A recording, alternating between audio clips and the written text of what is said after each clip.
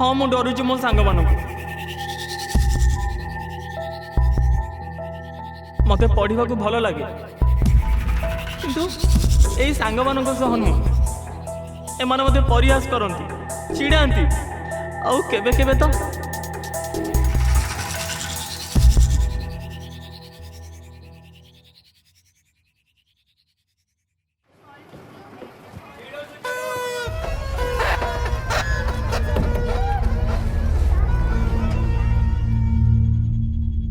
School bus रे पुओ माने मते हैरान करती मो रास्ता अटकाती खराब खराब कथा मध्य कहती मते जमा भी भल लगे स्कूल जावाक भल लगे पाठ पढ़ी पायलट हवा चाहूँगी किंतु स्कूल जावाक डर लगुच केमिति कहबी मामा पापा को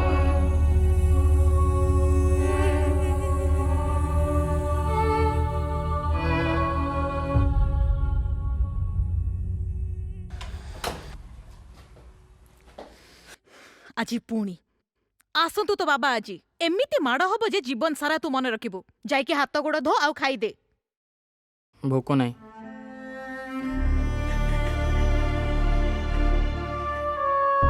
एबे केमिति कहबी मां को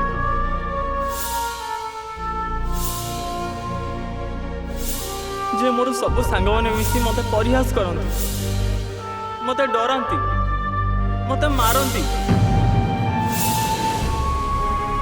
सेमानक एथिरे खुशी मिले कौन बापा को भी खुशी मिले मते मारिबारे से भलरे कहीं पचारती मते मामा पापा को लगुच मु जानी शुणी स्कूल बस मिस करुची आ पापा को सबुदिन मत स्कूल छाड़ा पड़ुची मु कौन पापा को कहबी कि मो सह बस रे कौन होची केमिति कहबी मते बस रे जीवा को डर लगुची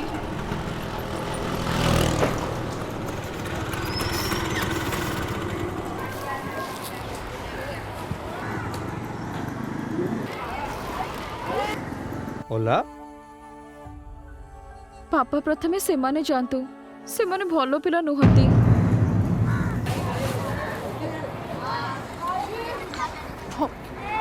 पापा मोर किछि भूल नहीं पापा प्लीज मोर स्कूल बंद करनी पापा मते पढ़िबा को भलो लागे पापा मोर किछि भूल नहीं सुनो तो पापा प्लीज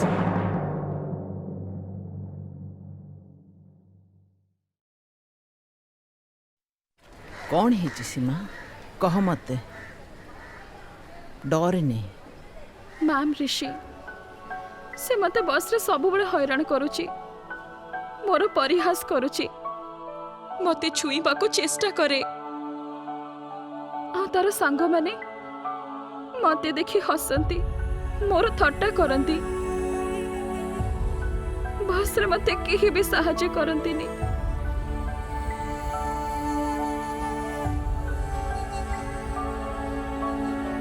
मो सांगे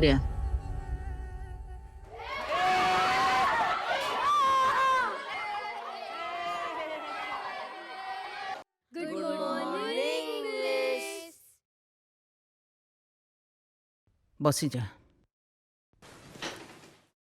सिट डाउन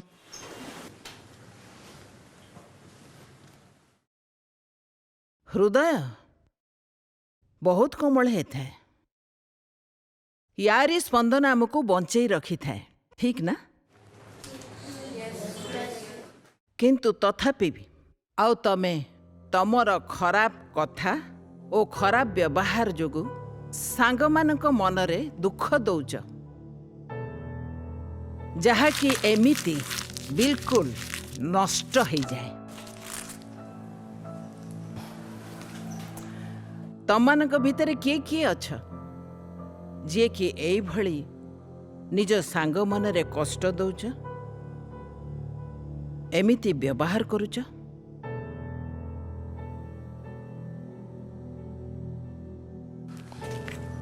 सीधा कर एटाको पूर्व परी परिष्कार आ सुंदर बना କରିପାରିଲନି ନା ଏ ଭାଙ୍ଗକୁ? ତମେ ତ ଭାଙ୍ଗିଦେଲ। ଠିକ୍ ସେଇଭଳି ତମେମାନେ ତମ ସାଙ୍ଗମାନଙ୍କୁ ଡରେଇକି ଧମକେଇକି ତାଙ୍କୁ କଷ୍ଟ ଦେଇଛ। ସବୁବେଳେ ତମେ ତା ହୃଦୟକୁ ଦଳି ଦେଇଛ। ଆଉ ଏମିତି କରିକି ତମ ମନକୁ ଖୁସି ମିଳୁଛି?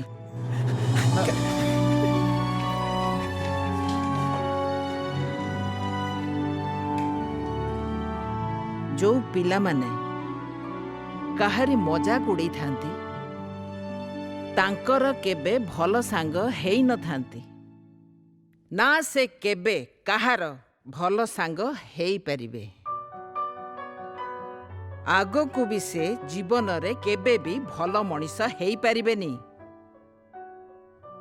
ଗୋଟେ ଭଲ ବିଦ୍ୟାର୍ଥୀ ସିଏ ହେଇଥାଏ ଯିଏ ନିଜ ସାଙ୍ଗମାନଙ୍କୁ ସାହାଯ୍ୟ କରିଥାଏ। ଦରକାର ପଡ଼ିଲେ ତା ସାଙ୍ଗରେ ଠିଆ ହେଇ ତାକୁ ସାହସ ଦେଇଥାଏ। ତମେମାନେ କ'ଣ ଏଇଭଳି ବିଦ୍ୟାର୍ଥୀ ହବାକୁ ଚାହୁଁଛ?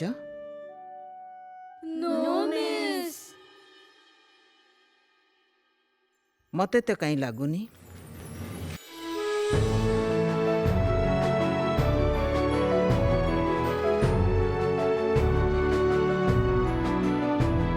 गुड, वेरी गुड ऋषि।